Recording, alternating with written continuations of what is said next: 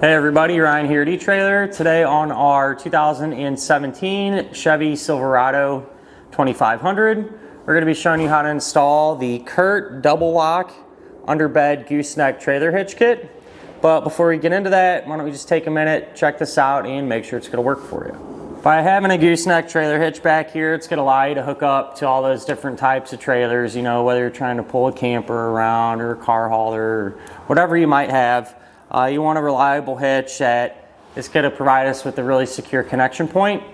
That way we can safely tow whatever we're pulling down the road. And a kit like this is going to do just that.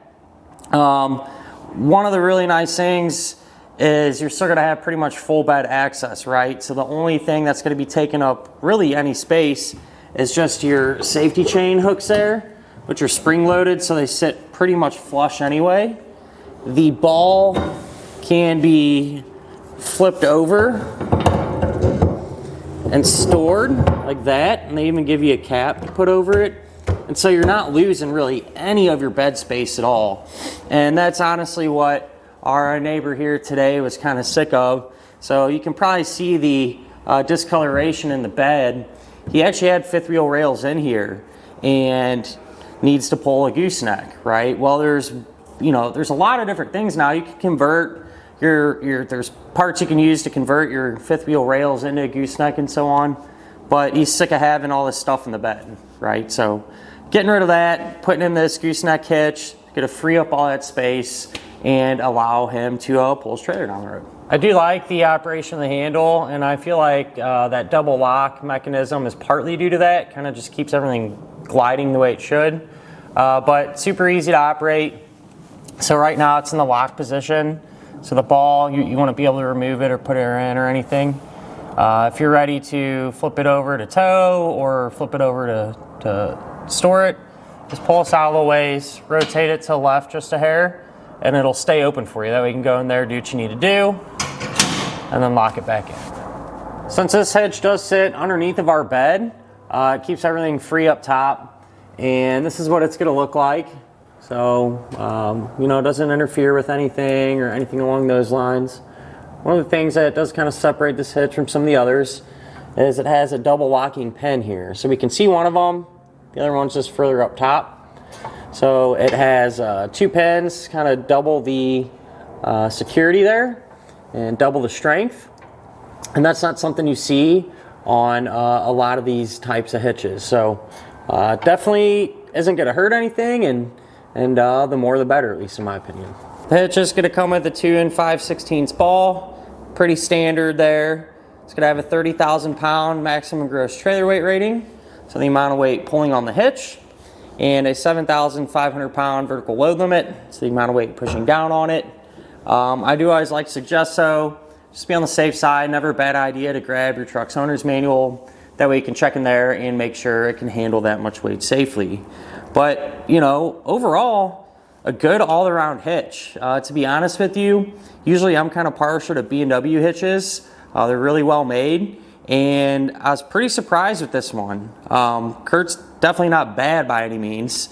Just when it comes to in-bed hitches and things like that, B&W kind of shines in my opinion. But I was actually really surprised and impressed with this one. It went together really good. Didn't have to fight it really at all. Everything's well made, and it feels like it's really secure and just a good fit for the truck. So I feel like that's most important when it really comes down to it, because you're pulling some heavy stuff around. Definitely wouldn't hesitate to use it on my own truck.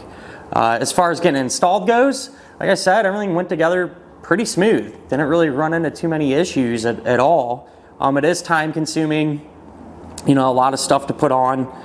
My least favorite part is probably having to torque all the bolts down. A little arm work out there, but as long as you take your time, you should be in pretty good shape. With that said though, why don't we go ahead and install it together now. To begin our installation, we're going to be underneath the back of our truck, and what I've done is just temporarily lowered and removed our spare tire. It just makes it a lot easier to work under here. What I'm also going to do, there's this plastic little shield here. I'm going to remove that as well. Again, making it easier to work under here. And this is going to be held in place with two 13mm bolts. There's one of the bolts, and then the other one is right back here. So I'll grab my 13mm socket and pull them out.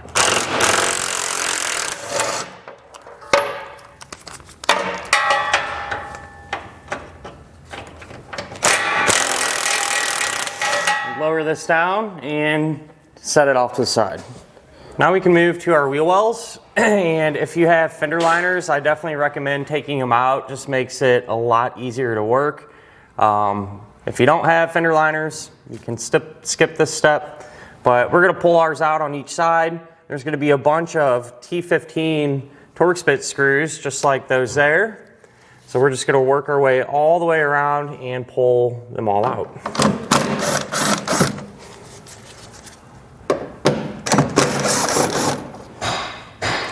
Once you have all them screws out, you can start to peel back on your wheel well liner, kind of working it around the edge of your fender until it drops down and we can get it out of the way.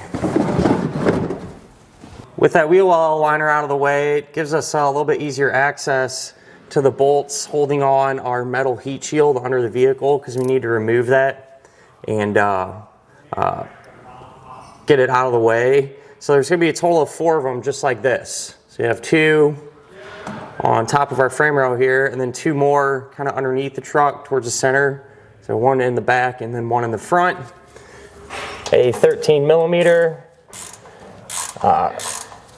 size is what we're gonna use to remove all of them.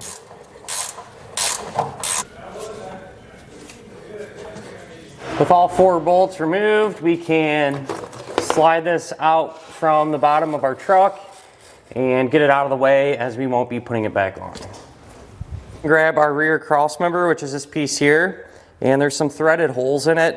What you want to do is take one of the bolts and just run it through all the holes to make sure it goes in smoothly. That way we don't have to fight with it later on underneath the truck. So I've done that. Everything's good, and we'll get this up in place. So all these holes, you'll notice that they're offset, so they're not directly centered on this piece of steel.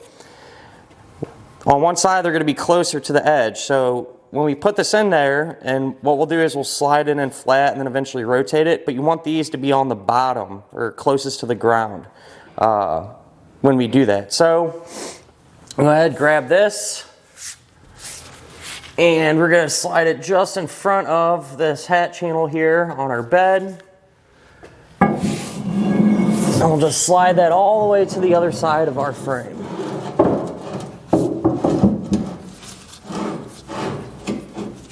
Before we put our front cross member in, to give us some more space, there's going to be this tab here. And I'm just going to bend it up, and then we can always bend it back down later on. I just got a pair of an adjustable wrench here. Grab that, kind of fold it up out of the way, and that'll make it easier to get our front cross member in. Our front cross member, it's going to be a piece of angle, and one side's going to have holes in it. You want these holes to face towards the tailgate, in a sense, and then the completely flat part, that's going to face up towards the bed of our truck. So we'll grab it.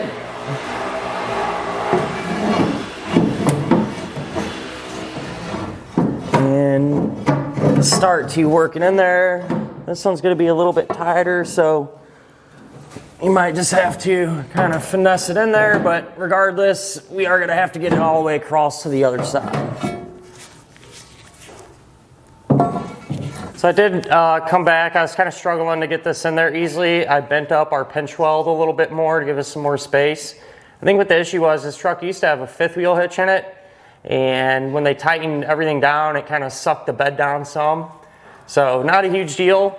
Like I said, we can always come back and bend that back. But now that's going to give us the space we need to get this over into position.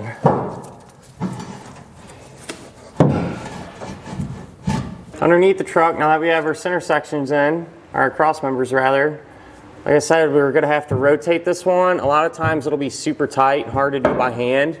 So a trick you can do is take an adjustable wrench, grab it, and that'll give you that little bit of extra leverage to flip it upright. Now we can prep our center section. So if you look at it, the main hole there where the goose ball is going to go, that's offset. And so we're going to position this in a way to where that offset hole is going to face towards the back of our truck. So this will be the back and this will be the front flange. All right, and you want to take this guy that they give you here, make sure that this is pushed in there before we put it up in place. And if you look at the front flange here, we're going to have several holes. The two in the center, we're going to set up like I have this one here. And this just makes it easier to kind of guide into place. So what you're going to do is take the 1/2 inch carriage bolt, put that through like so, and then they give you these little retainers. And they're not perfectly flat, all right? One side's kind of raised up. Make sure that raised side is facing out like this. And we'll work this on, pushing it down and rotating it as tight as we can get it. And then, just to get it seated as flush as possible, we'll just take one of the spacer blocks that they give us and just apply some pressure to it to make sure it's down there as best we can. Back underneath, we'll grab our center section, and the 2 bolts are going to line up with the 2 center holes there on our front cross member. So we'll work this into place, get everything lined up.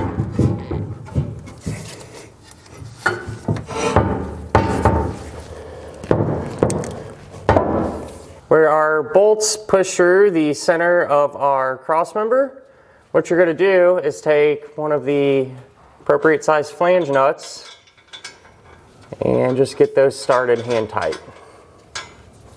I can work everything towards the back to get it pushed up flat against our rear cross member, and the holes in our center section, there will be 4 of them, will line up with the holes in our rear cross member. And we're going to get all the hardware started hand tight. It's just a bolt and a conical tooth washer. Make sure the teeth on the washer are going to face towards the steel. We'll just maneuver this around until we get them started.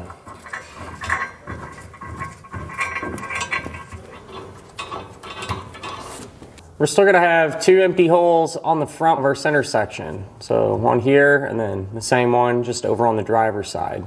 So what we're going to do will be a little bit different on each side.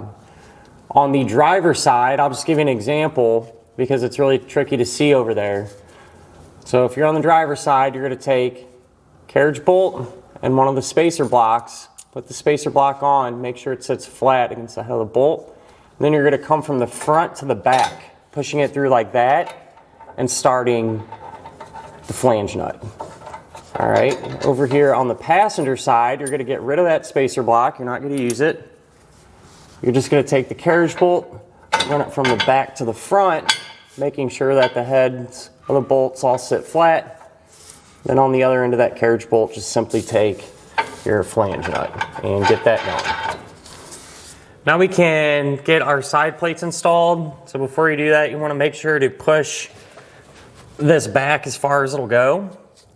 And the holes that we're going to be using will be this one and this one here. So those are threaded weld nuts.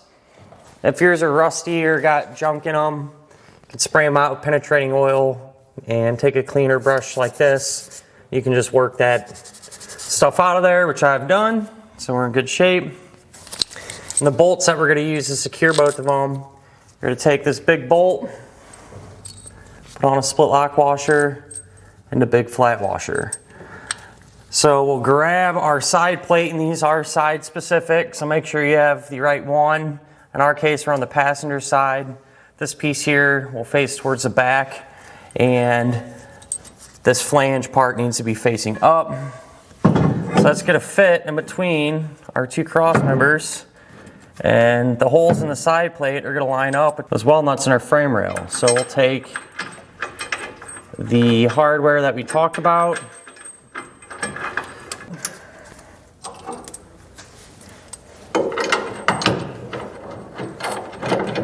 and we can get the bolts going in through the side plate into the cross members. So for the back one here, you're going to take this 1/2-inch bolt, conical tooth washer facing towards the metal. We'll line this up and thread it in, and that's why it's important to leave everything kind of hand tight, because you will have to kind of maneuver it around a little bit to get everything going.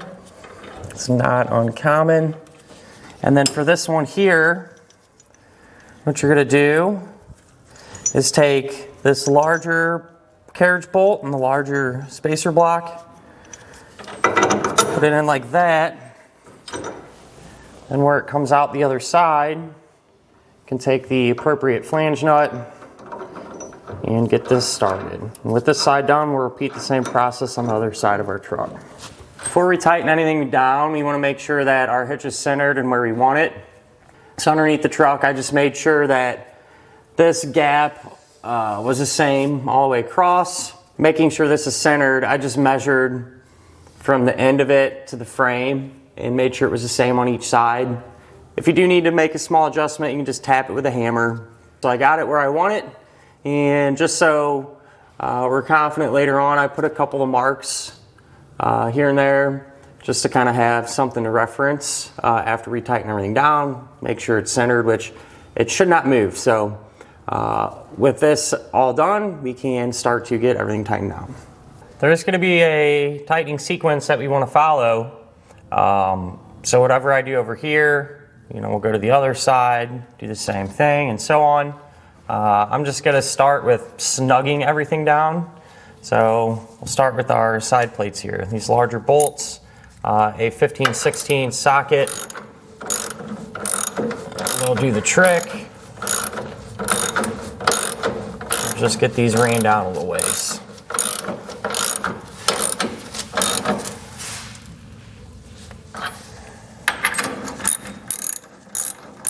Now we can snug up the hardware in the center section. So these back 4 pieces of hardware and the other ones right here. 3/4 inch socket. We'll get everything tightened up.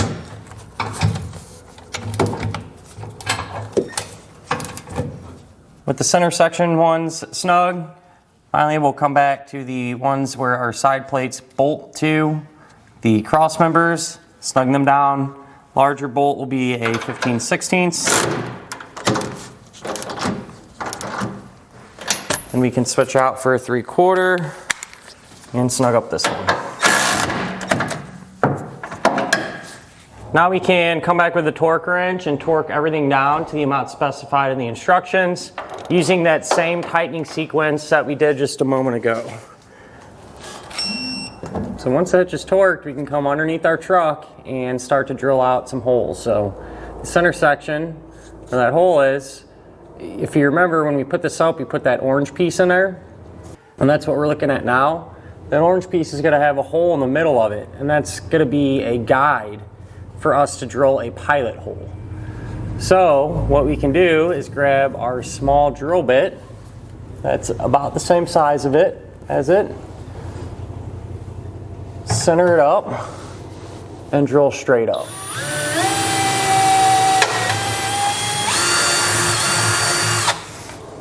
While we're down here, we're going to have 4 holes for our U-bolts. This one here, one there, and the same deal on the other side. And I'm going to drill a pilot hole through there because it's easier to drill them to the full size from up top. But I'm going to take the full size bit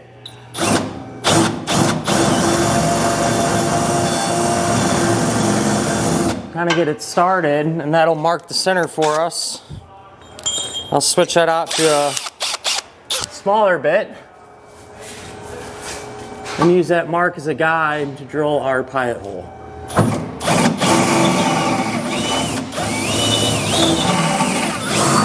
I'll do that for the rest of them as well. Up here in the bed, we can see our pilot holes, so safety chains, and this is for the goose ball. We're going to start with this one. I'm going to use a 4-inch hole saw to cut that out. And when you're using a hole saw, you want to use high speed, low pressure. Try to keep it as straight as you can. And we'll start to cut and then check and cut and check. And what we're doing is just trying to cut the metal truck bed.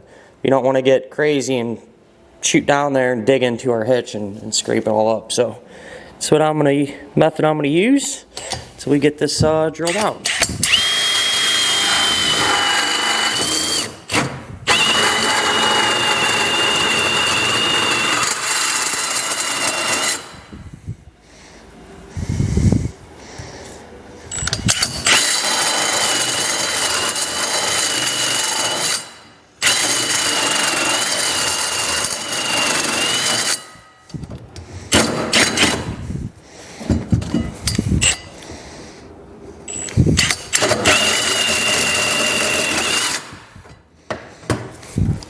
So I got the piece of metal out.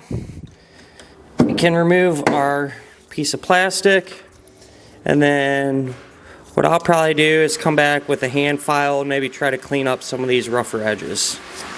So I cleaned up those edges with a file and took a paint stick and put a layer of paint on the bare metal there just to help prevent it from getting rusty. While that's drying, we can go to our pilot holes here for our safety chains. Take the appropriate size drill bit and get them drilled out.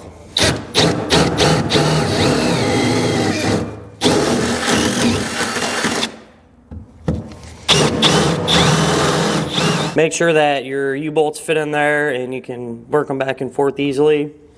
Once you verify that, clean them up, put your paint on it, let it dry. Drop those in place. The hitch is going to come with this little piece of rubber that if you want you can put it around your cutout there to kind of clean everything up. If you got a spray and bed liner like this, so it's pretty much impossible to get on there. I feel like this is more set up for those of you that have just a plain bed, so we're not going to worry about that. And then we have this trim ring. Place that on. Take the provided screws.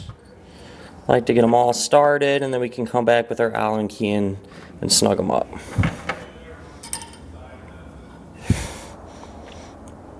Underneath our truck, we can finish off our U-bolts. So on each end, you're going to take a flat washer, put that on, then a coily spring, put that on, another flat washer, one of the nylon lock nuts. I'll get this hand tight. We're just going to give this a few turns. Essentially, you just want the end of the nut to be flush with the end of the U-bolt. So don't take much, maybe 5 or 10, cranks. And that's really all there is to it. And work on our handle and lock assembly. I just wanted to show this like this because at times this can get a little tricky to see. But you're going to take your handle, push it from the wheel well, driver's side wheel well in towards the hitch. This part will go through a little bracket in the hitch. And then what you're going to do when it goes through that little bracket, you can put on a washer and this big spring. And then this piece will plug into the circle part in our hitch where your goose ball is going to go. This is going to line up, and you can see there's a hole in it. It's going to line up with that hole. And then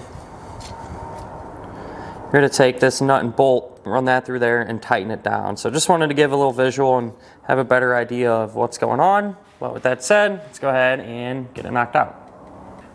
The hitch is going to have a hole in it, and that's where you can put your handle through. Just going to start to feed that in.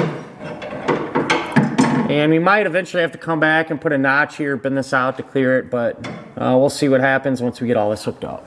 Here's where our handle comes through. Make sure it goes through that little bracket like we talked about. We can take our lock, our pin assembly, slide that on in. And then back to our handle, take the flat washer and our spring.